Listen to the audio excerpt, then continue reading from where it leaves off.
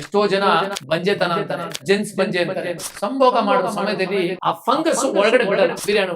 ಈ ಗಂಡಸರಿಗೆ ಯೂರಿನ್ ನಲ್ಲಿ ನೊರೆ ಹೋಗೋದು, ವೀರ್ಯಾಣು ತೇಲ್ಬೇಕು ಮುಳುಗಬಾರ್ದು, ಯೂರಿನ್ ಜೊತೆಗೇನೆ ವೀರ್ಯಾಣು ಹೋಗ್ಬಾರ್ದು. ಹೆಣ್ಮಕ್ಳು ಮತ್ತೆ ಗಂಡು ಮಕ್ಕಳು ಇಬ್ಬರು ಸೇರಿ ಇವತ್ತೊಂದು ನಾವು ಲೇಹ್ಯ ಮಾಡ್ತೀವಿ. ಗಂಡು ಹೆಣ್ಣು ಇಬ್ರು ತಿನ್ನುವ ಲೇಹ್ಯ. ನಮ್ಮ ವಿಡಿಯೋಗಳನ್ನ ನೀವು ನೋಡ್ತಾ ಇದ್ರೆ ಗಂಡಸರ ಸಮಸ್ಯೆಗೆ ಮಾತ್ರ ಪರಿಹಾರಗಳಿತ್ತು. ಲೇಡೀಸ್ ಗಳಿಗೆ ಪರಿಹಾರ ಇದೆ, ಅವ್ರು ಹೇಳ್ಕೊಳಕ್ಕಿಲ್ಲ, ಮುಚ್ಚ ಬಿಡ್ತಾರೆ. ಕೆಲವು ಜನ ಲೇಡೀಸ್ ಏನೇನಾಗುತ್ತೆ ಅಂತ ನಮ್ಮ ಹತ್ರ ಹೇಳ್ತಾರೆ. ಅದರಲ್ಲಿ ಕೆಲವೊಂದು ಹೇಳ್ತೀನಿ, ಔಷಧಿ ಹೇಳ್ಕೊಡ್ತೀನಿ. ಫಸ್ಟ್ ಏನಾಗುತ್ತೆ ಅಂತ ನೋಡೋಣ. ಗಂಡು ಹೆಣ್ಣು ಇಬ್ರು ಮಿಲನ ಆದಾಗ ಅಂದ್ರೆ ದಾಂಪತ್ಯ ಜೀವನದಲ್ಲಿ ಸಂಭೋಗದ ಸಮಯದಲ್ಲಿ ಹೆಣ್ಣಿಗೆ ತಲೆನೋವು ಬಂದಾಗ ಅದರ್ಥ ಏನಪ್ಪಾ ಅಂದ್ರೆ ಗರ್ಭಚೀಲದಲ್ಲಿ 2 ಲೇಯರ್ ಬರುತ್ತೆ. ಅದರಲ್ಲಿ ಪಾಚಿ ಫಂಗಸ್ ಅಂತಾರೆ. ಆ ಫಂಗಸ್ ಒಳಗಡೆ ಬಿಡಲ್ಲ ವೀರ್ಯಾಣುವನ್ನು. ಆಗ ಆ ಹೆಣ್ಮಗಳಿಗೆ ಸಿಕ್ಕಾಪಟ್ಟೆ ತಲೆನೋವು ಬರುತ್ತೆ. ಎರಡನೇದು, ಸಂಭೋಗ ಮಾಡೋ ಟೈಮಲ್ಲಿ ಇಡೀ ಶರೀರ ನೋವಾದಾಗ ಅವ್ರಿಗೆ ಗರ್ಭಚೀಲದಲ್ಲಿ ಗ್ಯಾಸ್ ಇದೆ ಅಂತ ಅರ್ಥ. ಮೂರನೇದಾಗಿ ಸಂಭೋಗ ಮಾಡುವ ಸಮಯದಲ್ಲಿ ಎದೆ ನೋವು ಬಂದಾಗ ಗರ್ಭಚೀಲದಲ್ಲಿ ದುರ್ಮಾಂಸ ಬೆಳೆದಿದೆ ಅಂತ ಅರ್ಥ. ನಾಲ್ಕನೇದಾಗಿ ಸಂಭೋಗ ಸಮಯದಲ್ಲಿ ಹೆಣ್ಮಗಳಿಗೆ ಬೆನ್ನೋ ಬಂದಿದ್ರೆ